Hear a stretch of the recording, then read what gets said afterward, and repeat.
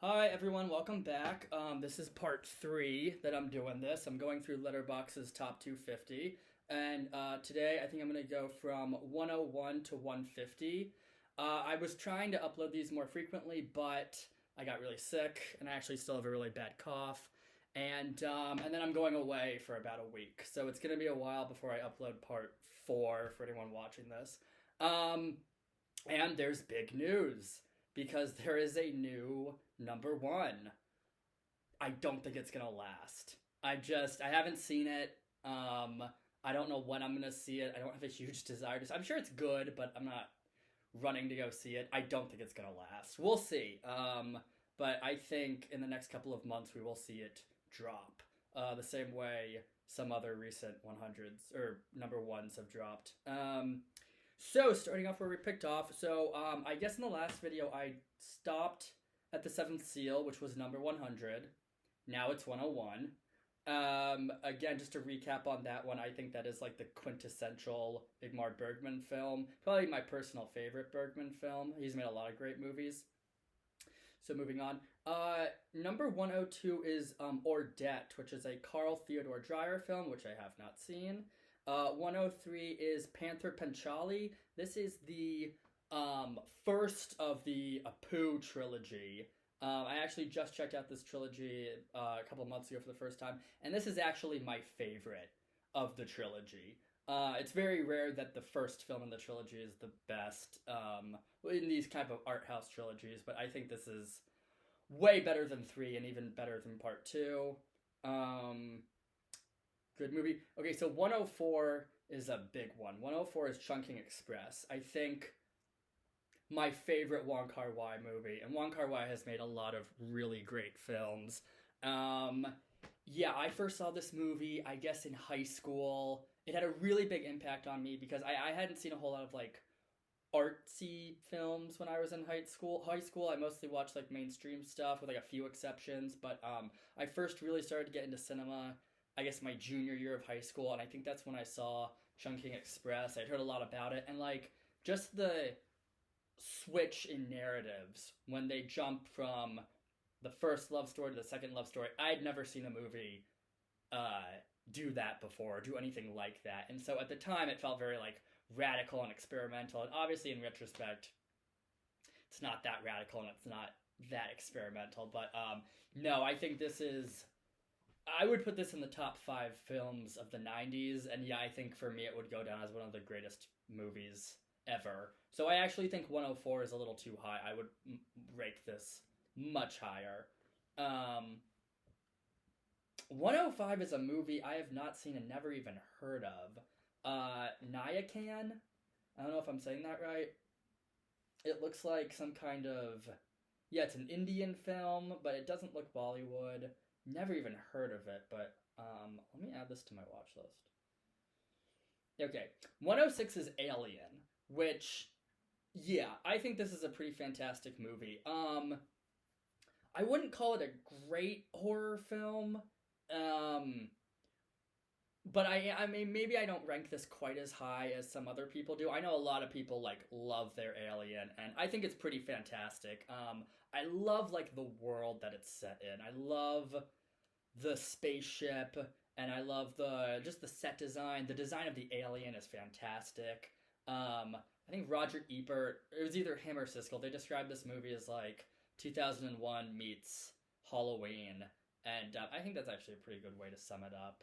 I do prefer this over Aliens, which I also think is a really good movie. They're actually kind of interesting to compare the two side by side, but I think Alien singular is a far better film. And I've never seen 3 or Alien the Third Power, and I've never seen that fourth one. I hear it's pretty terrible. 107 is Sherlock Jr. by Buster Keaton. Okay, so, according to my Letterboxd, I've seen this movie. I don't remember. I probably watched this in film school. I'm gonna be honest, a lot of these, this isn't even... I'm surprised this is on the list because it's only 45 minutes. I don't consider 45 minutes to be a movie. I just consider that to be a rather long, short film. But, I mean, I don't know. I think everyone has their different definitions of what qualifies some things to be a movie versus a short film in terms of length. For me, I guess my cutoff is an hour. If something's an hour, that's a film. Anything less than an hour, and I don't know, I wouldn't. I don't even remember this one. I think some of the Buster Keatons like kind of bleed together for me. I don't have that problem with Chaplin. I actually think most Chaplin movies are easy to distinguish between, but like I don't even remember. I'm shocked. I rated this, so I guess I've seen it. I have nothing about this stands out to me. I think the only Buster Keaton movie that really sticks out is The General. That's a more memorable one because it just the whole thing involves a train and yeah. 108 is a movie I also have not seen. It's Worcester Harmonies. This is a Bela Tarr film. I've never seen Bela Tarr. He's a big blind spot in my filmography. I know his films really test your patience. I'm usually quite good at films that do that, but I don't know. His films also aren't that readily available. They're not streaming on a lot of platforms, but I haven't seen this movie, so I'm going to go right on. 109 is another movie I haven't seen, and I think the more we go down the line, there are going to be more movies I haven't seen. But 109 is The Best of Youth. This is a very, very, very, very long Italian film. I think it's over 5 hours. I've wanted to see this film. I first read about this movie years ago when I first got interested in cinema. This movie is included in a book. It's sort of a famous book. It's like what is it? Like the 1,000 movies you have to see before you die. That big monster Bible of a book. That like was my Bible when I was in high school. But yeah, I haven't seen it. I hear great things about it. It's just such a commitment. One day I'll get around to it eventually, but yeah, 5 hours, that's oof. 110 is Singing in the Rain. Yes, a very good one. And I am not a big musical guy. I like a good musical, but like if it's just like an average teetering on decent musical, I'm not typically the biggest fan, but I do like this movie a lot. This is also one of those musicals where very rare compliment where you can say every song is good, because I feel like more or less with most musicals, like there might be 3 or 4 really good songs and the rest are like very forgettable. Not the case with this one. I'm also, it's interesting because I might have talked about this before, not the biggest musical guy. I'm also just not the biggest classic Hollywood guy. So kind of starting from like 1940s up until the mid-60s Hollywood. I mean, there are obviously some great exceptions in there, but like it's not typically my cup of tea. I mean, obviously I can respect someone like Gene Kelly, but I wouldn't say he's my favorite entertainer or even close to the top. But no, obviously this is a great film, and very also surprisingly funny. The jokes really hold up. A lot of good one-liners in there. Okay, so 111 is a big deal for me because it is one of my favorite movies from one of my favorite directors in one of my favorite genres. And also, I just saw this film at a very young age. So 111 is The Shining by Stanley Kubrick. This is not the first... Well, okay, so 2001 is ranked higher than this, and so is Barry Lyndon and Paths of Glory, which is kind of surprising. But, God, I love this movie. I love this movie so much. It had such a huge impact on me as a kid. This is one of the first films I remember, like, seeing. And I didn't even watch the whole thing all the way through. I was maybe 6 years old. My older brother was watching this in the basement of our house, and I remember I had to, like, sneak down so he wouldn't see me so I could watch some of it. And I probably only saw, like, 20 minutes, and I was so terrified by those 20 minutes. But then the first time I saw it in full... I was probably in like middle school or something, and it's just so... I mean, obviously Kubrick made a lot of masterpieces, but I think in terms of just his directing abilities, I actually think this is his crowning achievement. I think this is best directed film. And it's amazing how seamlessly he could just go from genre to genre, and yet every film has that distinctive Kubrick trademark on it. And it's even, I think, up for debate who gives the better performance, Shelley Duvall or Jack Nicholson. They're both just, like, so brilliant on it.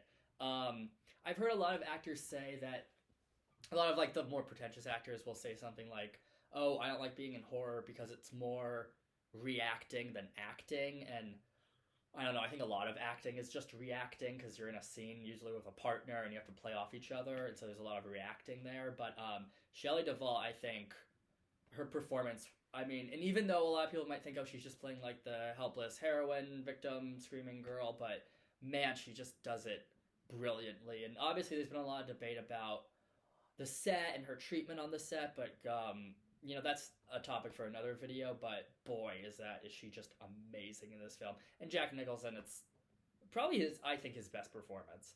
Um, uh, yeah. So I mean, so much more I could say about The Shining. But I'm gonna move on. 112 is a film that I also really, really love, but I don't think nearly enough people have seen this movie. 112 is An Elephant Sitting Still by Hu Bo. And it is a very long film. It is a Chinese film. And I think the reason why it got so much attention when it first came out in 2018 is because of the director, Hu Bo. This is his debut feature. He was a very young guy. And just before the movie came out, he actually committed suicide. Very sad. But apparently he was struggling from just horrible depression. And a lot of people have said that in a way this film still have a cold was kind of like his suicide note. It's one of those rare examples where you have an artist who creates something towards the end of their life and it kind of becomes like their suicide note. And An Elephant Sitting Still, and it's obviously it's a bit of a challenge, I will say, to sit through. I think anyone who feels up to the challenge should do it because it is extremely rewarding.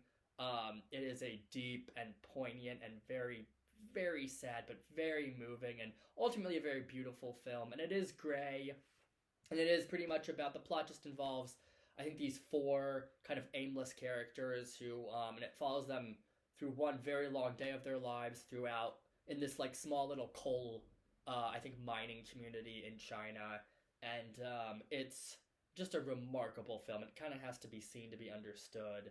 And a lot of people probably won't get around to this movie because of the time length, or they might think it's way too sad. But if you're in the mood, you do have to like really be in the mood. And if you like have a free day, and maybe watch it at a time in your life where like things are going okay, and so you feel like you can take on that level of crippling sadness.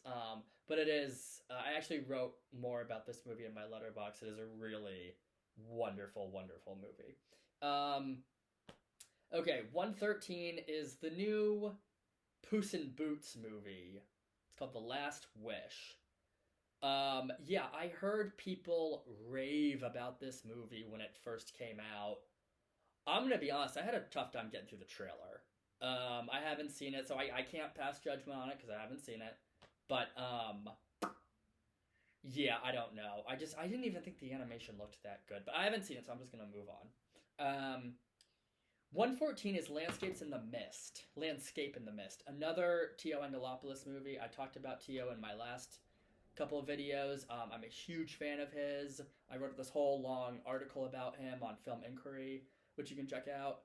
And, yeah, I wouldn't rank this one as high as some of his other movies, although it is one of his more famous films, but it is a really beautiful addition to his filmography. Wonderful, sad, heartfelt. It's about these two kids, I think, trying to cross a border. Really beautiful film. It has all the elements in a T.O. film that you would want. 115. Okay, I was talking earlier about there are exceptions to the Hollywood Golden Age classics that I'm not a big fan of that era, but there are exceptions.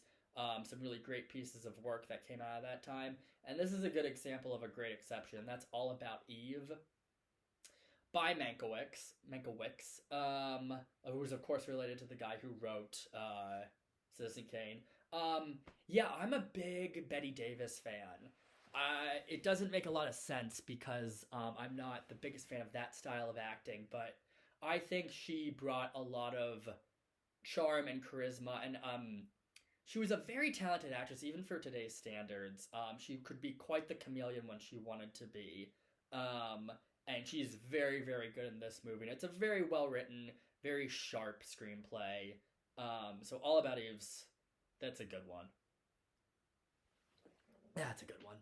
Um, it's interesting because this movie came out the same year as Sunset Boulevard, and it tackles some of the same ground as Sunset Boulevard does, but I think this is a far superior film. It doesn't have that old Hollywood hokiness that you get a ton of in Sunset Boulevard. And I think Bette Davis is a far better actress than whoever the lead of that movie is. I can't even think of her name off the top of my head. All right, 116. Okay. 116 is Life is Beautiful. So this movie, yeah, I only saw this film because my friends from high school really love this movie. And I love my friends from high school. I think some of them have really great taste. It's not as good as my taste, but you know, they're good. But this is one of those movies that a lot of people who don't know that much about cinema might say is like one of the greatest films of all time. And I'm not trying to knock it because it is a good movie. I actually found it really powerful and effective, and I understand some of the critiques of the film that it may water down or soften the horrors of this time period, and I don't know. I don't totally agree with that standpoint. I understand it, but I don't agree with that point of view.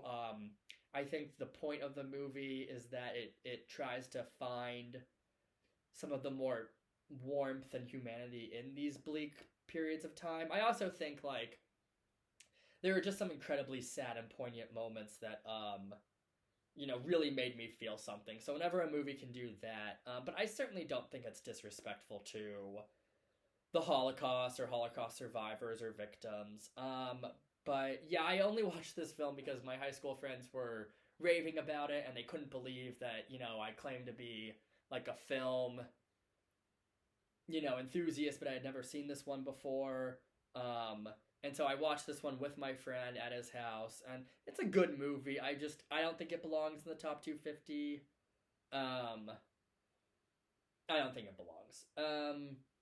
Okay, 117 is Late Spring by Ozu.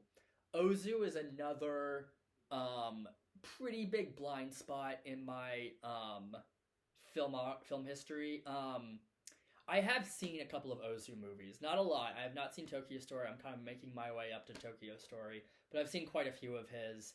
And I liked this one. It didn't blow me away. I was quite moved, especially by the performance by the lead actress. She plays the daughter who's kind of being forced into marriage and being really forced out of her father's life. I thought her performance really worked, and I found that really effective. But it's a weird thing about Ozu, and I can't quite describe it because I have not seen enough of his films to really give my take on him. But there's this weird, distant quality. He gets such specific performances from his actors, and there's a really specific style of filmmaking and acting that he's always going for. His characters are always putting on a happy face, and you know, they're always smiling through their pain, and he has this very like nonchalant approach to creating drama and tension. You know there's something going on there, but it's all very below the surface. You have to really stare into his movies and like dig and think about what his characters are going through. He'll never just spell something out for you. You have to do more than meet him halfway. You have to go an extra mile, I think, to really engage with an Ozu film. Again, I think I've only seen like 2 or 3 of his movies, and might have been the first film of his I ever saw.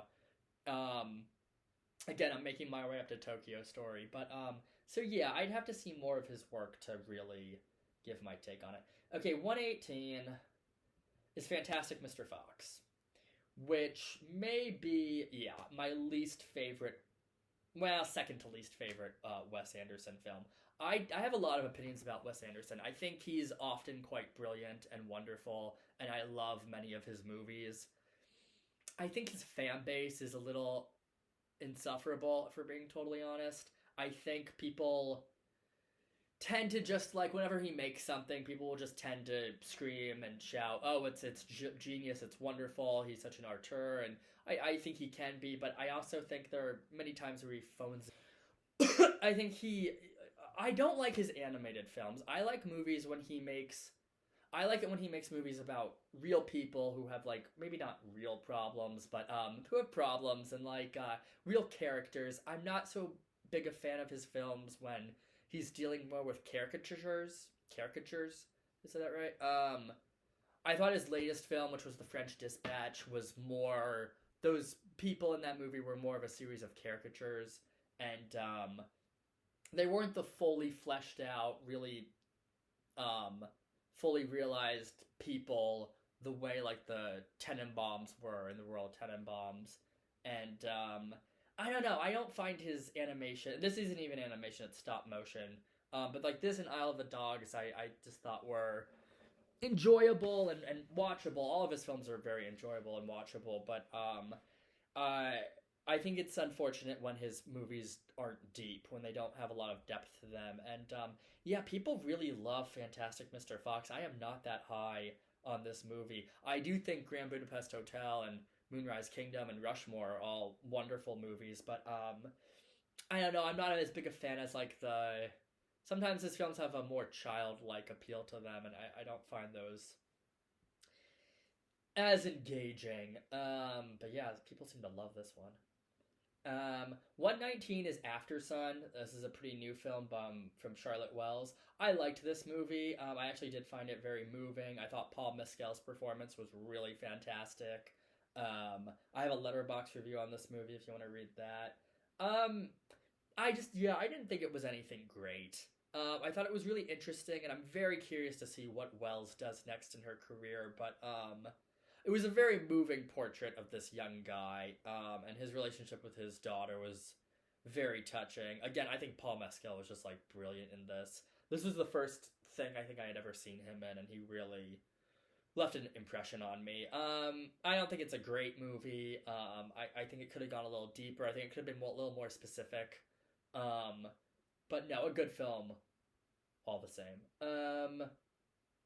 120 is 8.5, which is a fantastic Federico Fellini movie. He's made a lot of great films. A lot of people seem to group this one off with La Dolce Vita. I think La Dolce Vita is the better film. Yeah, I think it has more to say. I think Mastroianni gives a much better performance in that film than he does here. Although this is a really, again, it's you're comparing two really fantastic movies here, and 8.5 is really wonderful. The fantasy sequences are chef's kiss. I don't have a whole lot else to say about that one, though. I feel like I've already talked about Fellini. 121 is City Lights, which is a Charlie Chaplin film I have not seen. I'm sure I'll get to it eventually. 122 is Funeral Parade of Roses. This is a really interesting, kind of groundbreaking Japanese experimental film. It is so interesting, Japanese cinema. It went from being decades of like Kurosawa and Kobayashi making these really brilliant, but almost, you could say they almost had like a Hitchcocking quality to them. At least some of them did. But they were, I mean, they're brilliant and wonderful, but like they're not at all experimental, I guess is what I'm trying to say. They're Hollywood in that respect, where they're just very clean-cut, efficient dramas. And then all of a sudden, I mean, I guess you could say Hollywood went through the same transition, but like all of a sudden, almost on a dime in the late 60s, you just got this huge flood of these really experimental Japanese films, but they were much more experimental than the Hollywood films. I mean, this came out in Japan the same year as Easy Rider came out, and a lot of people say Easy Rider is the movie that like kind of reinvented Hollywood, but this movie is so much more experimental and stranger, and I think it pushes the envelope a lot more than Easy Rider. Easy Rider is like a very traditional film compared to Funeral Parade of Roses, but I think Easy Rider is a better movie and more enjoyable, but this is an excellent film, and Uh, really early example of a movie about a transgender character, um, Eddie. Uh, it breaks the fourth wall. It does a lot of interesting things stylistically. Stanley Kubrick actually watched this movie, and several sequences from A Clockwork Orange are inspired by this film. So it's definitely worth checking out. I don't think it totally belongs to be in the top 250, but it's very good. The next film, 123, really belongs to be in the top 250. This is such an underrated, wonderful, fantastic movie. 123 is A Special Day. This is a. It looks beautiful. I remember seeing this movie for the first time. The first shot will, like, hook you into the story. It just looks so fantastic. It's shot with this really interesting color filter where everything, it's not quite black and white. It's like got this weird gold, but almost like goldish tinge to it, and the whole movie looks like this. It's beautifully, beautifully shot. It stars Marcello Mastroianni. I'll just say it might be his best performance, and he's given a lot of great performances. And Sophia Loren is also in this movie. There's this. So the story is it takes place in this apartment complex in Italy. It's spread over one day, a special day, and it's when oh shoot, I think it's Hitler. Yeah, it's got to be. It's either Hitler or Mussolini. Oh no, it's both of them. So Mussolini and Hitler are arriving at this town. They're giving a big outdoor talk, and everyone in the apartment complex has like fled to go watch Mussolini and Hitler speak, except these two people, and they're the two people played by Mastroianni and Loren, and they end up spending the day together. And she's actually fascist, and he's anti-fascist, and she discovers this, and they have this wonderful relationship. Really brilliant film. And I feel like it's one of those movies that just now is starting to get a lot of attention. It was kind of forgotten about for a while, and I think it's streaming on Criterion, or it was when I saw it. 124 is Mommy by Xavier Dolan. This is the French-Canadian film. I'm actually surprised this is so high. I like this movie. I have a weird relationship with Dolan. I think that's how you say his name. He's an interesting case. He comes across as incredibly smug and pretentious in his interviews, but again, just judging his artistry, there's always a very strange, cliched element to his movies. I actually think he's a pretty limited writer. I think he writes about topics that he often doesn't know that much about, and so he will actually use cinematic or just from any form of media cliches to kind of fill in the gap. So if he's writing about a single mom, he'll just, take what he's seen from other movies about single moms. And I'm not speculating about this. He's said this in interviews, in this film, he's kind of writing about mental illness, and he doesn't know that much about mental illness. He doesn't have any first-hand experience, so he'll base the script off of other movies he's seen that covers the same ground. So I don't know. I think that's a really interesting but probably very flawed way to write a screenplay. I like this movie, and I think it's better than a lot of his other films. I've only seen a handful of his movies, but no, and I think this one works, and I actually think there are a lot of touching moments, and the performances are really good. I don't know the actress who plays the mom in the movie, but she's fantastic. A lot of great acting, and it's definitely worth checking out. It's a nice coming of age, human interest story with some uplifting moments, but I think he's far from a great director, although he can occasionally make pretty good movies. He's also made some bad movies. 125 I haven't seen. It's called They Don't Wear Black Tie. This has been on my watch list for a while. I'll get around to it eventually. 126 I also haven't seen. It's called Tampopo. A lot of people rave about this movie. It's on my watch list. I'm actually going to be watching this pretty soon. 127, I'm surprised this is so high. 127 is Dead Poet Society. It's a good movie. I actually went through a phase where I really liked this movie as a kid. Not quite sure why. Robin Williams is really good in it. He's giving his Robin Williams stick. I prefer him in something like Good Will Hunting, where he's not just like doing one of his stand-up routines. But I think this movie is a lot better than Good Morning Vietnam, and it's got a lot of really good performances by like a young Ethan Hawke, and Robert Sean Leonard's really good in this. I think, yeah, Josh Charles is also in this. He's really good. Peter Weir, yeah, it's a pretty good movie. I just think, kind of like Life is Beautiful, this is one of those movies where people who maybe don't know that much about cinema really love this film. But compared to most dramas that cover the same topics, it's pretty amazing. It's pretty unamazing. 128 is A Man Escaped. Yes, this is a Robert Bresson film. Very, very good. It's based on his own experience when he was a prisoner of war during World War II. Fantastic movie. I think if you're trying to get into Robert Bresson, this is a good place to start, actually. My personal favorite Robert Bresson film is Diary of a Country Priest, although that movie is very different from most Bresson films. And, you know, I've enjoyed every Bresson film I've seen. Sometimes I think his movies, because his style of filmmaking can occasionally be so just unfantastic. He's not trying to like wow you. His style is very subtle, kind of like Ozu in a way. You have to do more than meet him halfway. You have to really look into his films and engage with them to get anything out of them. But I think A Man Escaped, if you're not familiar with Bresson, it's a good place to start. I would not start with Pickpocket or Mouchette. Those are all also fantastic movies, but this is a good like beginner's guide to Bresson. And I think this is one of the first times where he used non-professional actors. He did his style where he used models instead. But that's a very good one, and it really keeps you on the edge of your seat.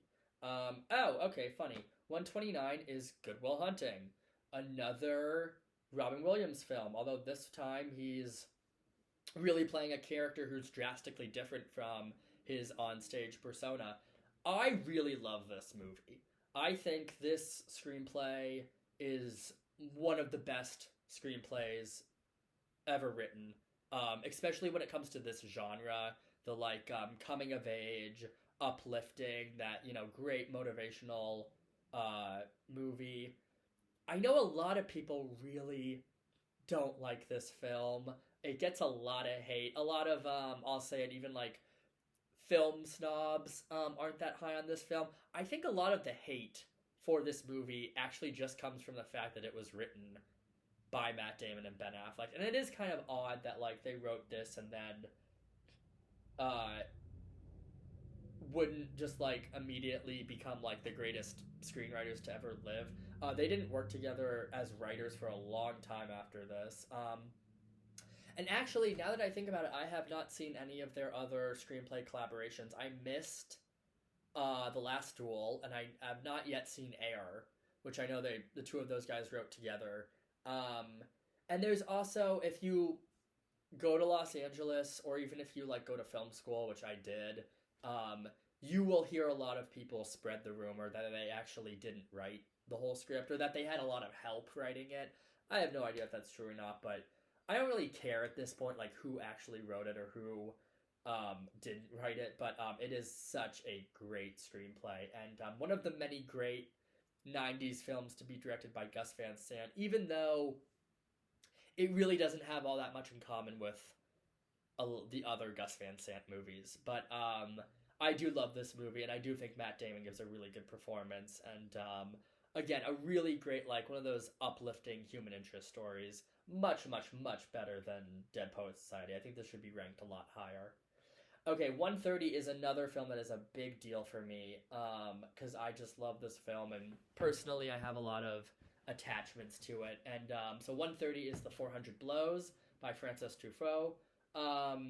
It's not technically the first French New Wave film, but I think it's the French New Wave film that really kicked that whole movement into gear.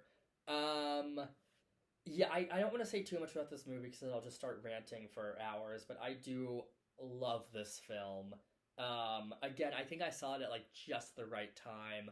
I think I was in high school the first time I saw this movie. It really spoke to me. I wrestled a long time with how I thought about that ending.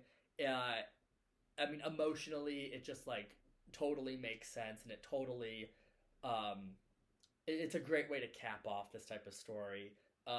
Great child performance too by I can never pronounce this guy's name, but Jean Pierre Lude, I think you say it. Um, Wonderful film and very historically important film. 131. This is interesting. 131 is Three Colors Red by Krzysztof Kozlowski. Um, on the whole, I really like Kozlowski. I think some of his films don't really do it for me. I think this trilogy is a bit flawed, although I actually think Three Colors Red is the best of the three. Visually, it's just absolutely extraordinary. And the plot's pretty interesting too. I think of the three, this is actually the most interesting plot, and really good lead performance by Irene Jacob. Um, my favorite Kieslowski movie, I think, has got to be. It's kind of a tie between short film about love and short film about killing. I actually have not seen the entire Decalogue, but I want to one day. Okay, now we're gonna move on. 132 is A Separation by Farhadi.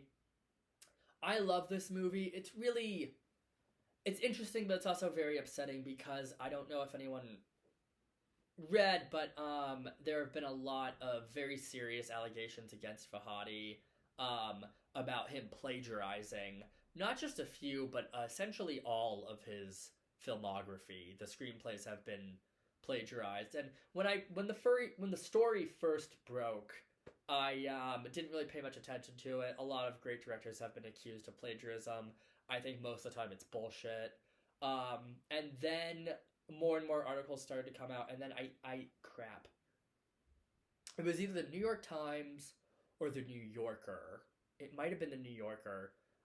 Wrote this whole very, very long, very detailed article about the specific plagiarism accusations against Farhadi, and I read that, and I mean, the evidence is pretty damning. I mean, he must have plagiarized a couple of things, and so A Separation is... He's still a great director, and I think he's still a great filmmaker, but it is sort of upsetting to hear stuff like that. He just wasn't giving co-writers the credit they deserved. But yeah, A Separation, less about the controversy. Absolutely fantastic movie. I actually saw this film in college for a class. At this point, I was not very familiar with Middle Eastern cinema. I still, on the whole, am not that familiar with Middle Eastern cinema, but this is a good place to start. And I totally fell down the Farhadi rabbit hole. I do love his films. And this is by far, I think, his best. This and The Salesman are his two crowning achievements. 133 is Where is the Friend's House, which I have not seen. 134 is All That Jazz. A really great film. I actually love this movie. This is one of my favorite movies of the 70s. Bob Fosse, who... this is his masterpiece, too, and it's funny, we were talking earlier about that Hubo, who left his movie as kind of like a suicide note. This is, in a lot of ways, is like Bob Fosse making his own eulogy, but putting it on film. Great lead performance by Roy Schneider, playing very against type here. Great music, great dancing, great set design. I'm not even a huge dancing fan. I don't know that much about dancing. I don't have a lot to say about it, but sometimes when you just see greatness, you just it's like a knee-jerk reaction. You just recognize it, and All That Jazz is fantastic. I avoided it for years because I didn't think I would like it, but it's very good. 135 is Prisoners by Denis Villeneuve. I like Denis Villeneuve's work. I think sometimes his films are a little cold and a little too static for my taste. And yeah, I could ramble on about my exact thoughts on Villeneuve, but I do like this movie. I actually like it more than most of his films. I liked it a lot more than Arrival and Dune, which were two movies that I thought were just, fine. But yeah, just a really good story, which I don't think he wrote. Um, but good performances too. 136 is Red Beard by Kurosawa.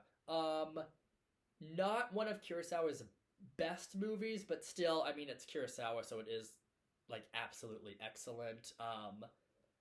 And it took me a while to get around to this one, just because it's not nearly as talked about as a lot of his other films, but it is really fantastic, and it kind of marked, I think, kind of the beginning of the end for Kurosawa. I mean, he went on for another like 2 decades, but the lead actor, Mifune, I think I'm saying that right, who plays Redbeard, he starred in a lot of Kurosawa films, and the story about Redbeard is that they actually got into a big fight while filming, and so this is his last collaboration with him. So it kind of marks the beginning of the end. 137 is another Bergman film, Wild Strawberries. Came out the same year as Seventh Seal. Really great film. Very different from Seventh Seal. There are multiple different types of Bergman films, and I think if you want to get a good sense of the two different types of Bergmans, you look at Seventh Seal and Wild Strawberries. One is a little more supernatural, a little more experimental, and then the other one deals with like real people going through real life things. Wild Strawberries is about an old dying man reflecting on his life, and but they're equally all Bergman films are equally poetic and equally melancholy. So this is a good one. Great movie to watch right before bed, because it ends, I don't want to give away the ending, but it's a great movie to, if you need to calm down, you've got all this adrenaline and you need something like soft and short and soothing to watch before you go to bed, watch Wild Strawberries. 138 is Bicycle Thieves. Such a great film, but I don't have a ton to say about it. Yeah, again, I saw this movie probably around the same time I saw The 400 Blows. Very important film historically. And it's like impossible to not be moved in one way or another by this film. Kind of a perfect movie. 139 is a movie I don't like. My thumb is pretty far down on this one. I may have to revisit it one day, but I saw this in high school. Did not care for it. Number 139 is Lawrence of Arabia. And I like David Lean. I've seen a couple of David Lean films that I think are pretty fantastic. And it's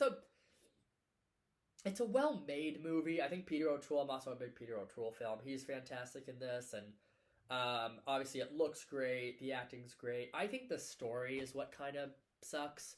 I think it's ridiculous to start the film off by showing his death. I think that sucked a lot of the drama out of it for me. I don't know, I'm sure historically Lawrence was, T.E. Lawrence was a important guy. I don't know, it really, again, I was pretty young when I first saw this, and I didn't see it on like a big screen or anything, I just saw it like at home. It was on like Turner Classic Movies, and I like recorded it or something, but yeah, it just did very little for me. I would recommend Dr. Zhivago. I think it's a better film. I think the story's a lot more interesting. Zhivago's a lot more interesting of a character than Lawrence. Looks a lot better. More interesting period of time. That movie's about like Russia in, I think, during the communist uprising. Much more interesting film. 140 is The Grand Budapest Hotel, another Wes Anderson movie. I think this, yeah, it's a tough one for me between this and Royal Tenenbaums, but oh god, it's hard to say. My thought about my kind of one-sentence review of this movie is that it might not be his best movie, but it is like the most Wes Anderson of the Wes Anderson movies. Ralph Fiennes is so fantastic in this. It's got a really great cast, but also everything he's done since then. I don't know. I guess my thoughts on Anderson is that like he knows what people expect from his movies, and so instead of like giving them something new or throwing them a curveball or trying to innovate his style or his storytelling, he just kind of gives audiences exactly what they want, and I think a filmmaker can run into some problems with that. But I do absolutely love this film, and it's very rewatchable too, which is not always the case with great movies. But I love this one. 141 is Eternal Sunshine of the Spotless Mind. I really like this film. I feel like there are a lot of like maybe basic film bros who like really love this film, and there are a lot of great movies that film bros love, but this is one of them. It's a little maybe too much of a like not even film bro, but like the whole pixie dream girl fantasy thing. I feel like it's one of those movies, and it is an exceptional film, but it's one of those movies that people who don't know that much about cinema like love this movie, which isn't always a bad thing, but I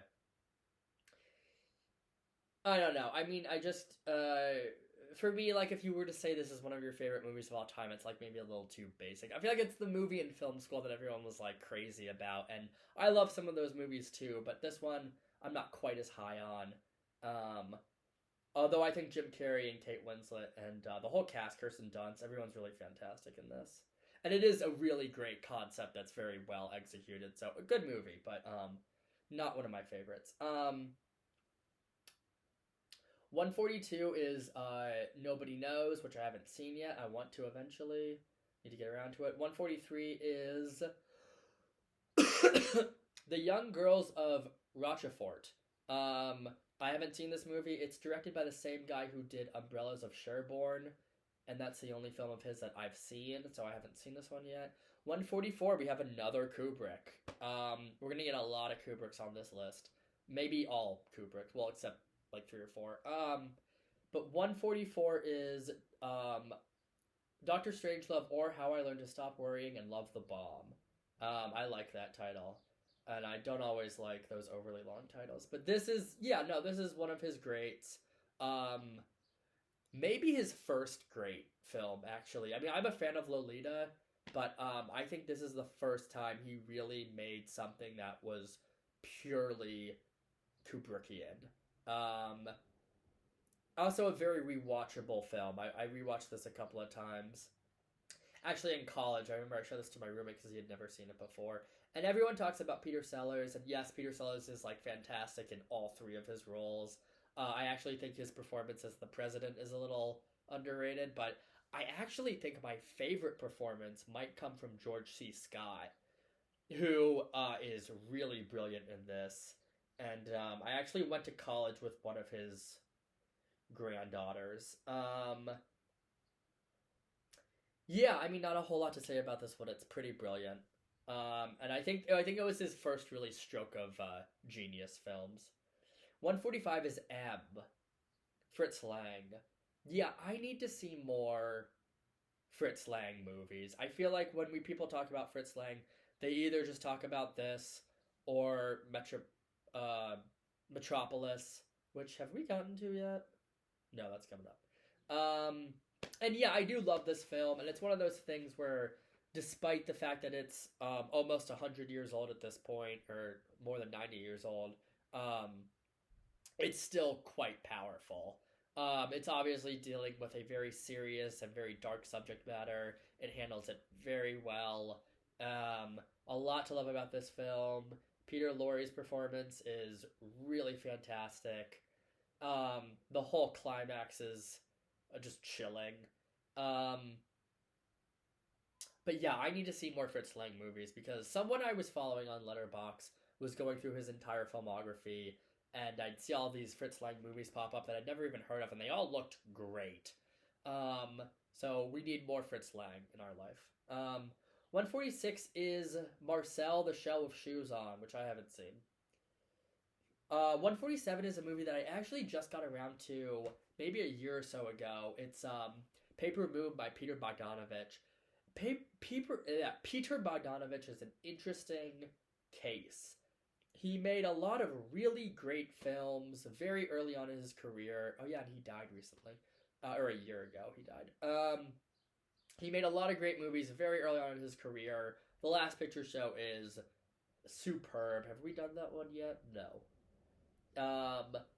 And then he followed that one up with Paper Moon. And then after a while, he just kind of filtered off. I don't think he did that much after 1980. So he kind of rose fast and then he went down. But Paper Moon is really fantastic.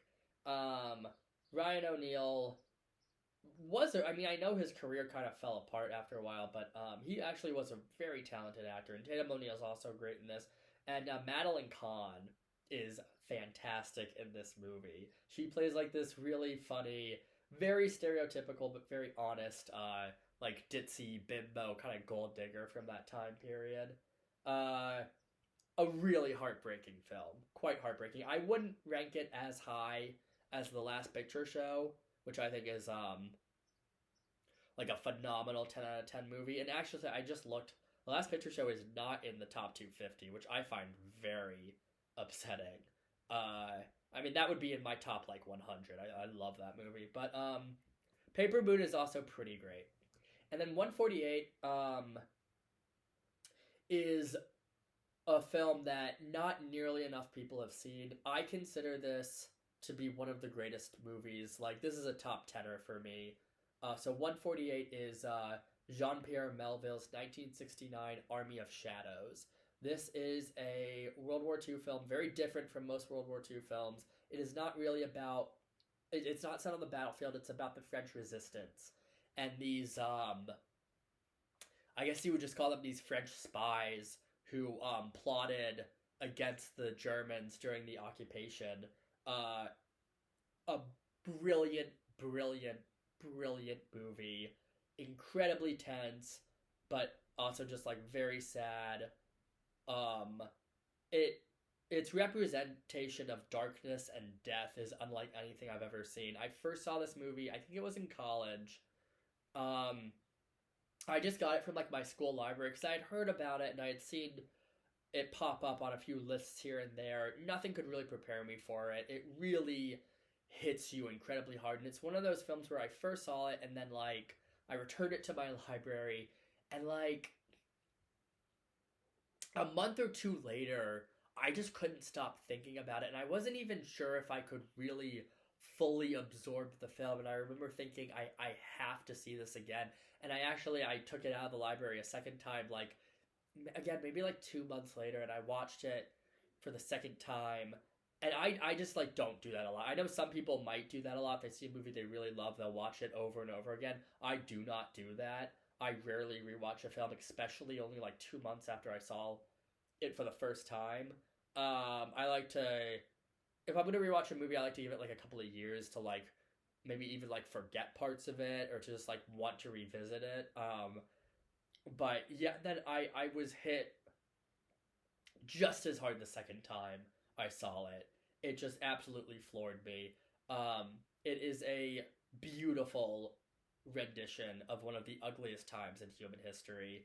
And I'm a big Melville fan, and he made a lot of really great movies. And this one, obviously, was very personal to Melville because he was part of the French Resistance at the time. So again, he could draw from those personal experiences. But a really fantastic movie, and it's bleak without being repulsive, which I find to be very difficult. Okay, so we're ending this list on some really high notes. All of these movies, they're great, and I'm glad they're on the list, but they should be higher. All of these should be like top 50s, but 149 is Casablanca by Michael Curtiz. God, I've actually been meaning to revisit this movie for a while now.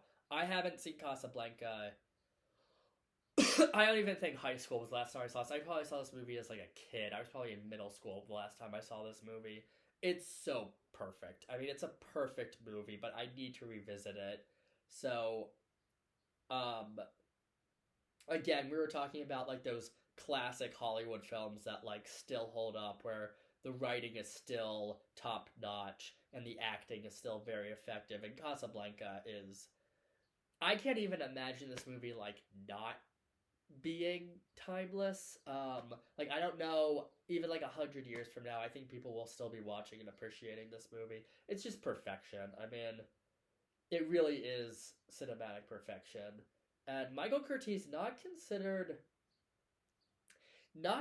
one of the great American filmmakers from this time, but he made a couple of really fantastic movies. Although just looking through his filmography right now, this is probably